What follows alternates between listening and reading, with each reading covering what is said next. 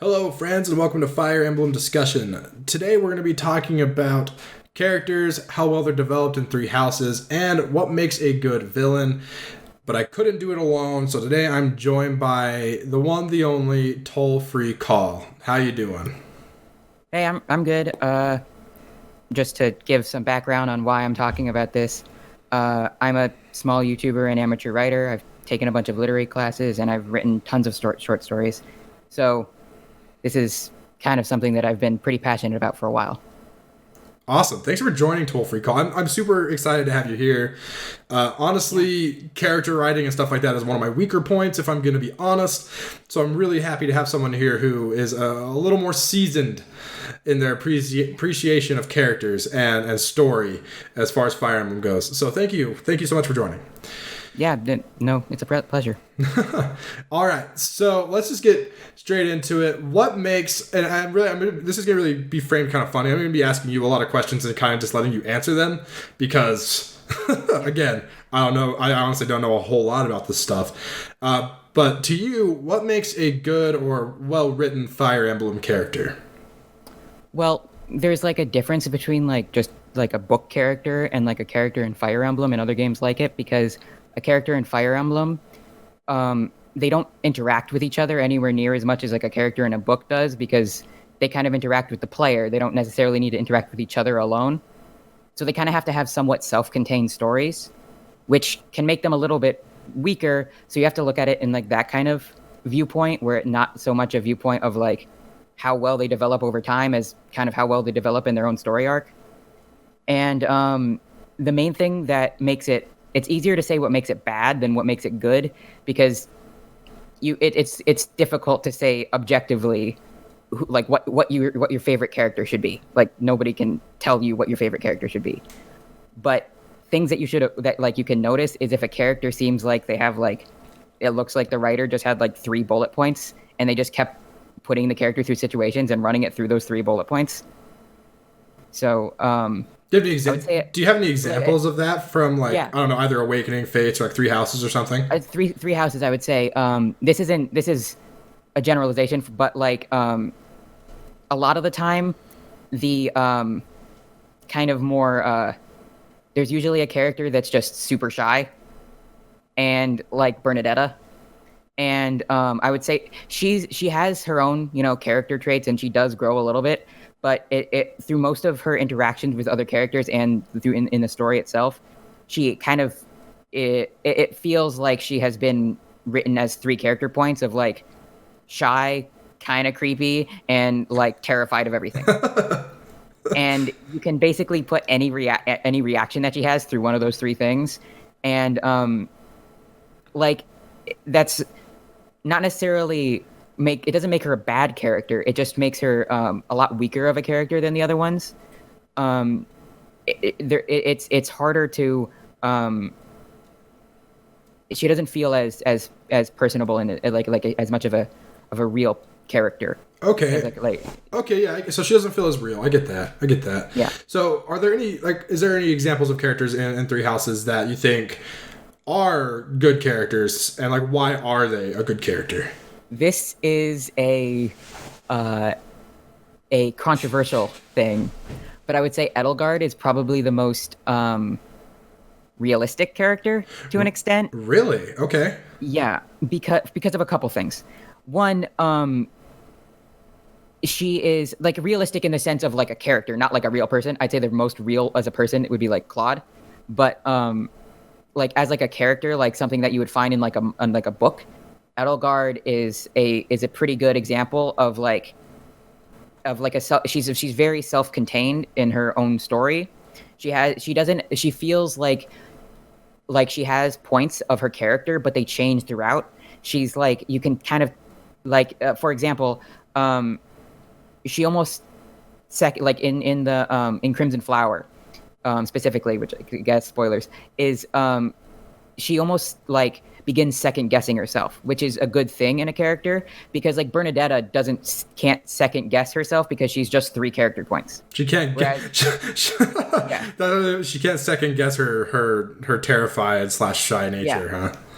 Whereas, yeah, so it's not just like character traits for her, it's like she has like a like reasons for them. Like and Bernadetta does too, but like Edelgard has like it feels like she has thought about her thought processes. It's not just like something that was given to her. Like with Bernadetta, for example, as kind of another, which is like the opposite, is it feels almost like an afterthought to her of why she's like that. It's pretty clear that she's supposed to be the shy character. Like it's not a general like just making her to make her like a good character. It's making her because that type of character can be appealing to a lot of fans. Okay, so she wasn't written to enhance the story necessarily, you think? Yeah. But she was like written Whereas to Edelgard was. She was written to appeal to the shy audience or people who relate to that kind of character. Yeah. So I guess thus being she doesn't fit as well into the world of Three Houses. No, she doesn't fit in like a she like feels like a like partially like to pander, partially to just like again just be who she's supposed to be instead of grow like she doesn't really there's not really a change between like Academy phase Bernadetta and like war phase Bernadetta. She doesn't like grow, and there's like a couple other examples of that, like Petra. She doesn't grow at all. She doesn't even learn the language any better.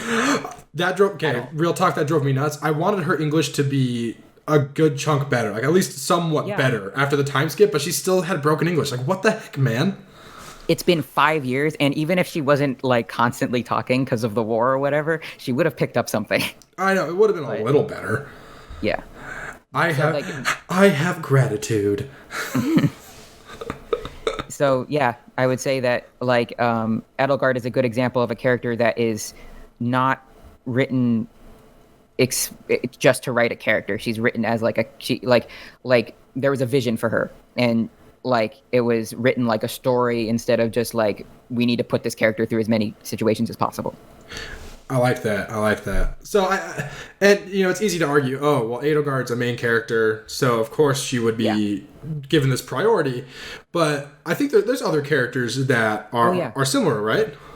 I mean, for sure. Like one that I would say is another good character that that has like development over time is especially within like kind of side characters, like not even main class characters, is like it does happen a little bit late, but if you go follow through with the supports of like Catherine and Shamir, they both grow quite a lot as characters over time, and they don't just have like they still fall into that side character thing of having like bullet points of who they are as a person, but like their growth as characters contradict those points, which is growth. Like they again, spoilers, like Catherine like learns that Rhea isn't the only thing in her life, and Shamir realizes that she's not the only thing in her life, and that contradicts their basic point of Catherine is devout and Shamir is self-interested, and that's it. Whereas that's their core character points, and it contradicts it because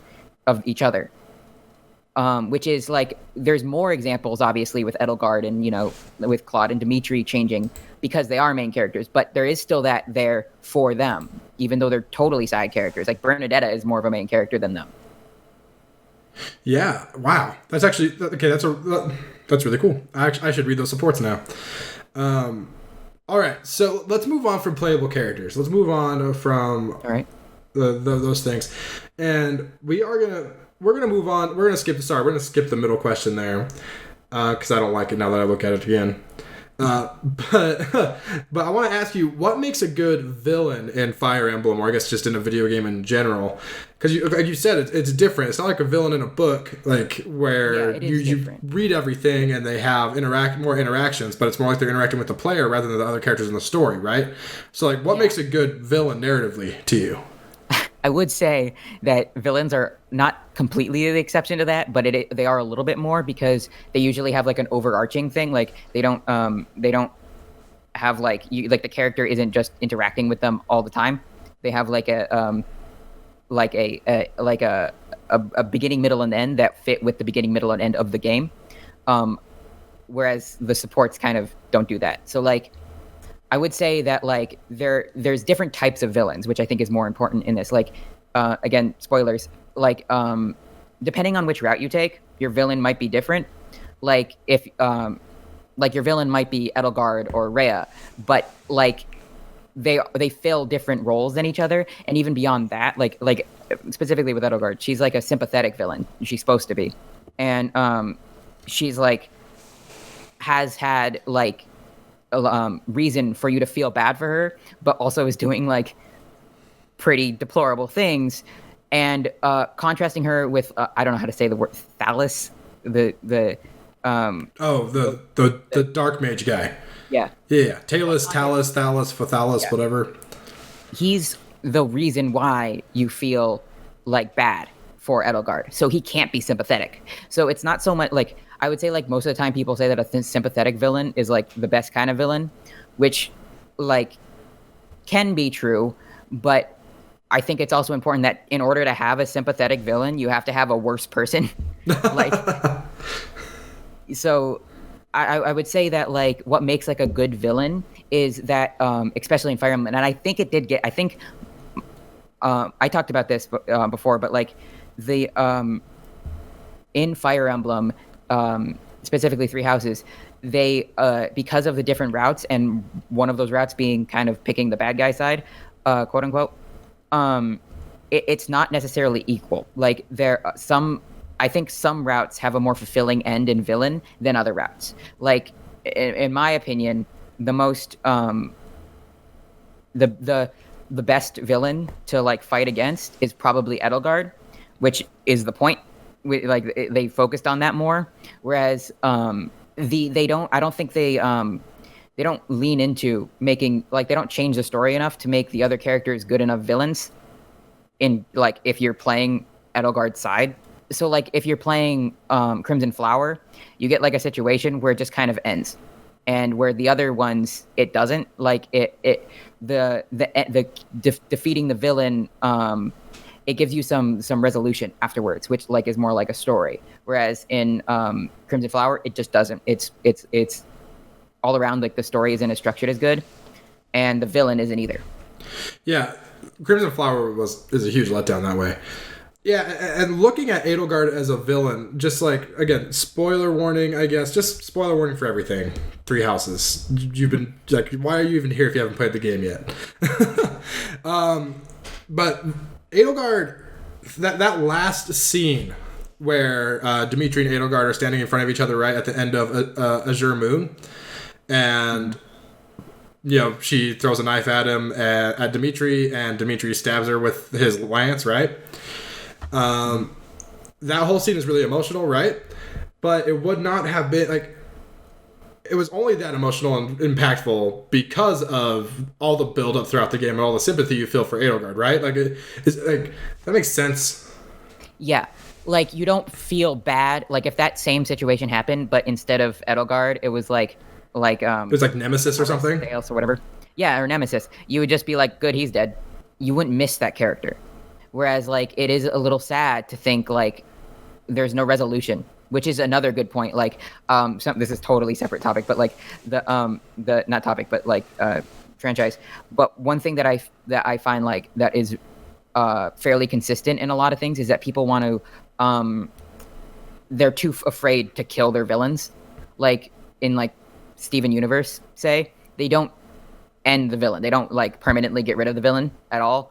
I know it's a kid's show, but like if they had done that with Edelgard and like at the end of like any of the routes, and they had just made her like, you know, good at the end, and like, you know, I'm sorry everybody. Her and Dimitri become best friends and get married or something stupid. Yeah, that would be that would like ruin it. It would like not ruin it, but it would take away any of the impact that any of those scenes had. So I think it is important. Like all parts of that are important. Like the fact that she was a villain through and through, but she was also sympathetic. I think those are both two important things to a sympathetic villain, that they can be sympathetic, but to get that impact, they have to honestly not be sorry. I mean, like it's like the point of telling a story is to make your reader or player or whatever medium you're on feel something.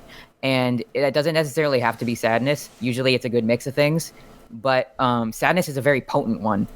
And especially if you can make them feel sad for the bad guy or not necessarily the bad guy, but just the person you're fighting. that's a pretty good way of showing that you're pretty good at writing. If you can make someone, like, if you make someone feel bad for like Darth Vader, that's impressive. Yeah, you did your job right. Yeah. Man, awesome. Well, thank you so much for coming on TollFreeCall. I really appreciate it.